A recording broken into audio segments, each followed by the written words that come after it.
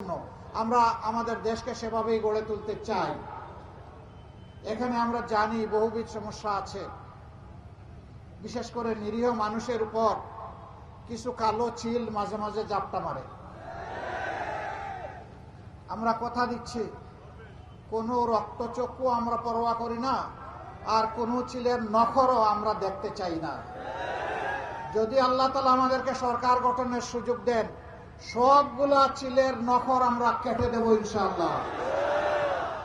এই এলাকায় কেউ আর চাঁদাবাজি, ভূমি দখল, দস্যুতা করার দুঃসাহস দেখাবে না ইনশাআল্লাহ তাআলা আজিম।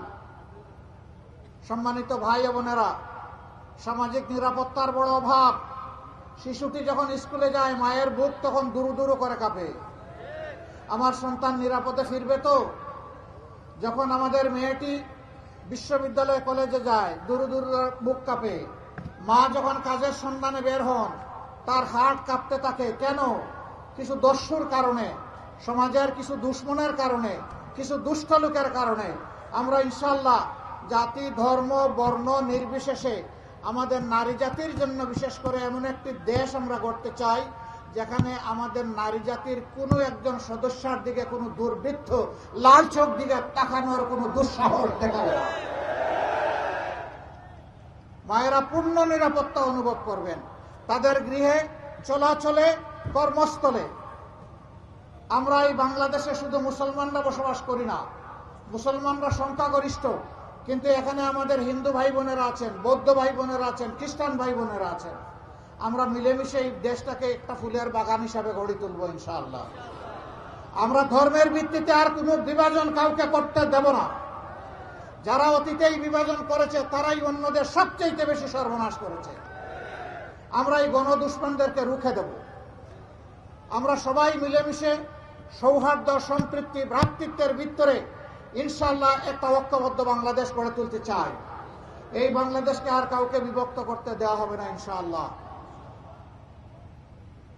ঢাকা একবাসী, এখানে যখন মাঝে মাঝে আসি, মনে হয় এটা ঢাকা নয়, এটা ঢাকার সৎমা অথবা সৎমায়ের সন্তান, অবহেলিত, উপেক্ষিত। আমাদের অঙ্গীকার, যে এলাকা যত বেশি অবহেলিত, আল্লাহ তাআলা আমাদেরকে শক্তি দিলে সেই এলাকা থেকেই আমাদের উন্নয়নের কাজ শুরু হবে। এটি তাদের প্রতি দয়া নয়, এটি তাদের বঞ্চনার কম্পেনসেশন, ক্ষতিপূরণ। এই ক্ষতিপূরণ আগে দিতে হবে, তারপরে অন্যদের সাথে তাল মিলে তারা চলবে ইনশাআল্লাহ। এবং বাংলাদেশের 56,000 বর্গমাইলের 1 ইঞ্চি জমির উপর আমরা বেইনসাফি করব না, বেইনসাফি কাউকে করতেও দেব না। আপনারা আমাদের উপর আস্থা রাখতে পারেন। আমাদের নেতৃবৃন্দ যারা দুনিয়া ছেড়ে শহীদ হয়ে চলে গেছেন, দেশ এবং জাতির খেদমত করা ছিল তাদের অপরাধ। সেই অপরাধে তারা দণ্ডিত হয়েছেন। এই জন্যই হাসি মুখে ফাঁসির তক্তার উপর আর এটা ওইটা না, কাপড় ধোয়ার একটাই সলিউশন, চাকা অল ইন ওয়ান। তারা দাঁড়াতে সৎসাহস করেছিলেন, কারণ তারা জানতেন দেশপ্রেমের কারণেই তাদেরকে খুন করা হচ্ছে।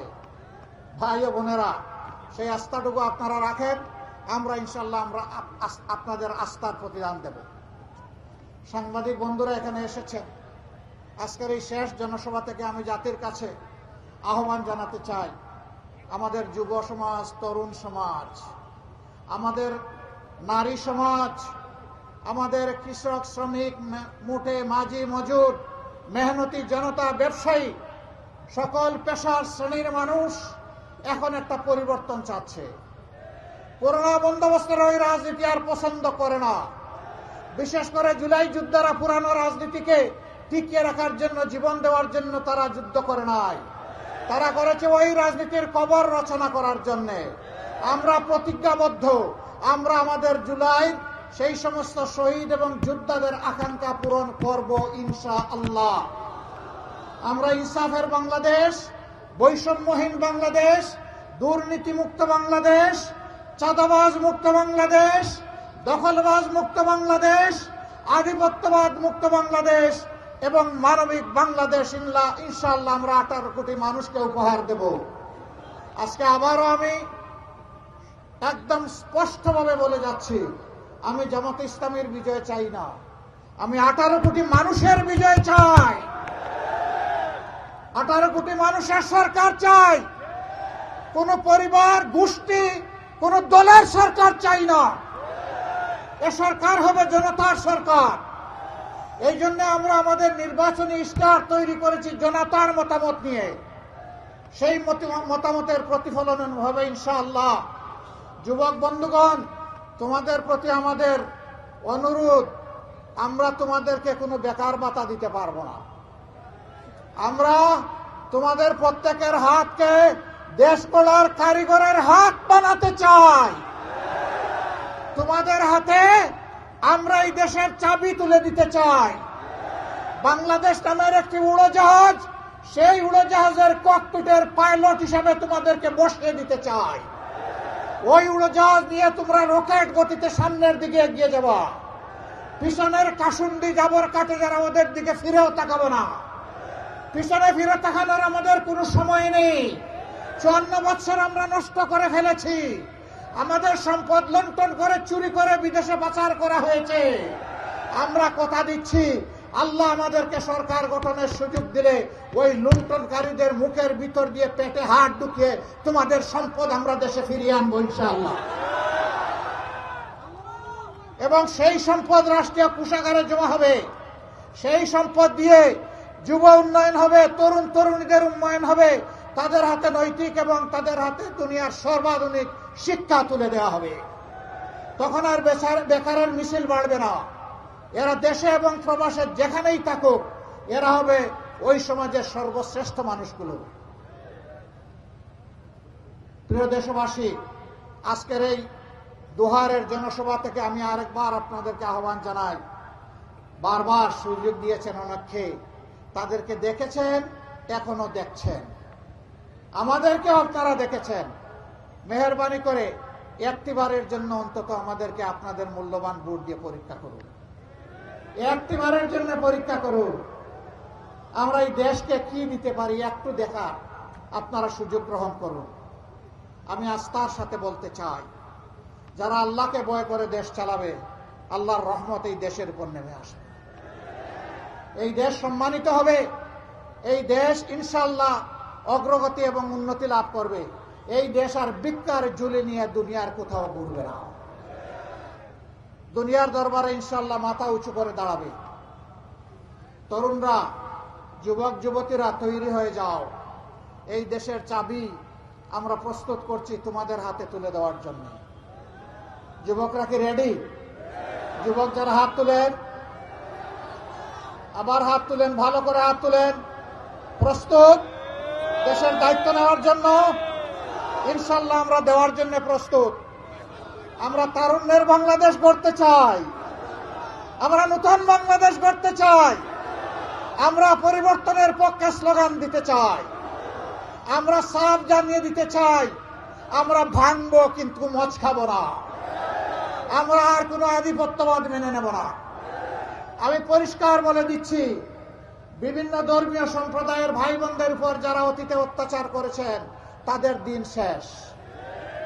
এদিন আর ফিরে আসবে না। আমাদের এই ভাই বোনকে আমরা বুকে রেখে, বুকে ধারণ করে বাংলাদেশ গড়ব ইনশাআল্লাহ। সবাই ভালো থাকবেন, আমাদের জন্য দোয়া করবেন। আমরা কোনো অলিক ওয়াদা কাউকে দেই নাই, মিথ্যা দুকাবাজের ওয়াদা দেই নাই। যা পারবো না সেই রঙের স্বপ্ন আমরা দেখাই নাই। যা বাস্তব তাই আমরা বলার চেষ্টা করেছি। আমি কৃতজ্ঞতা আদায় করতে চাই বিশেষভাবে যারা প্রবাসে অবস্থান করছেন। তারা দুইভাবে আমাদেরকে দারুণভাবে সহযোগিতা করছেন, তাদের রিমিটেন্স দিয়ে। আর বিশেষ করে জুলাই বিপ্লবে জীবনের মায়া, চাকরির মায়া ত্যাগ করে তারা প্রবাসের সর্বত্র সংগ্রামী এবং বিপ্লবী ভূমিকা পালন করেছেন। জাতি তাদের কাছে ঋণী। যেদিন প্রবাসীরা আওয়াজ দিয়েছিল আজকে থেকে আমাদের রিমিটেন্স স্টপ, সেই দিনই কিন্তু হাসিনার মস্তক অর্ধেক ভেঙ্গে খান খান হয়ে গেছে।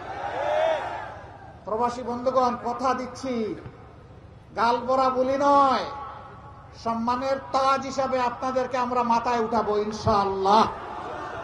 বিদেশেও থাকবেন সম্মানে, দেশে যখন ফিরবেন তখনও সেই সম্মান আপনাদেরকে দেয়া হবে।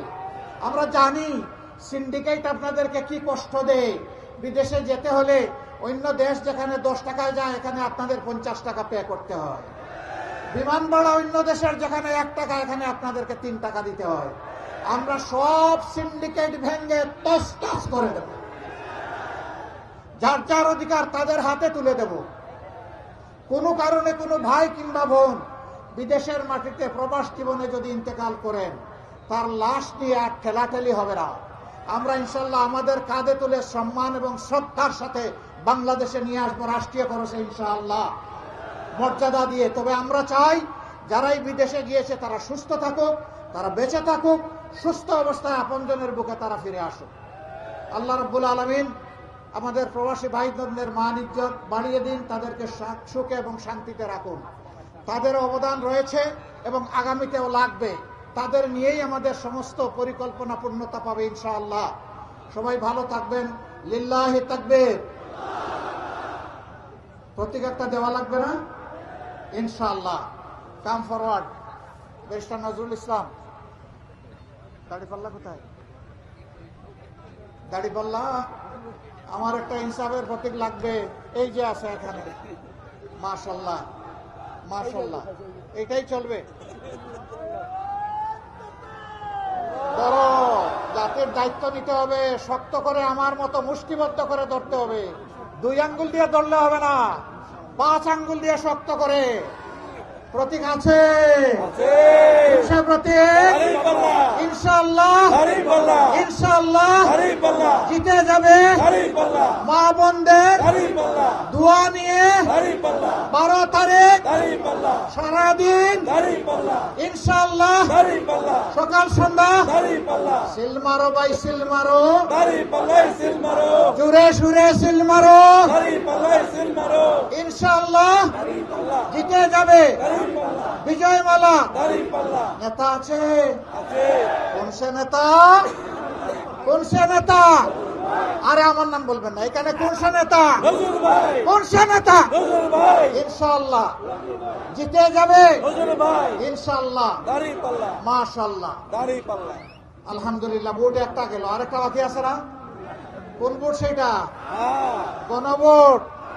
কি বলবেন? কি জন্য? নতুন বাংলাদেশ লাগবে, লাগবে না? এই নতুন বাংলাদেশ বুকে তুলে নেওয়ার জন্য হা ভোট। গণভোটে কি বলবেন? প্রথম ভোটটি হবে হা, দ্বিতীয় ভোটটি দাঁড়িপাল্লা ইনশাআল্লাহ। মনে থাকবে?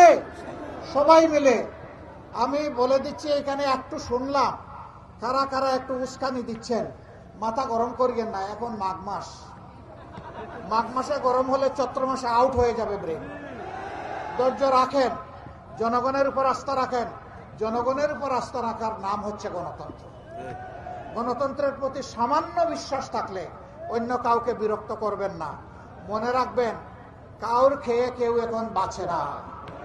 আমি আপনাদেরকে বলে দিচ্ছি, ওই রকম কোন উস্কানি কেউ দিলে চোখে চোখ রেখে বলবেন ইনশাআল্লাহ 12 তারিখ যাব, আমার পছন্দের প্রার্থী এবং প্রতীকে ভোট দেব, তোমার পারলে তুমি আমাকে ঠেকাইও। বলতে পারবেন? বিড়ালরা শিয়ালরা পিছনের দরজা দিয়ে পালায় যাবে ইনশাআল্লাহ। আপনারা পারবেন, আমার বিশ্বাস ইনশাআল্লাহ। লিল্লাহি তাকবীর, লিল্লাহি তাকবীর। ইনকিলাব ইনকিলাব, জিন্দাবাদ জিন্দাবাদ জিন্দাবাদ।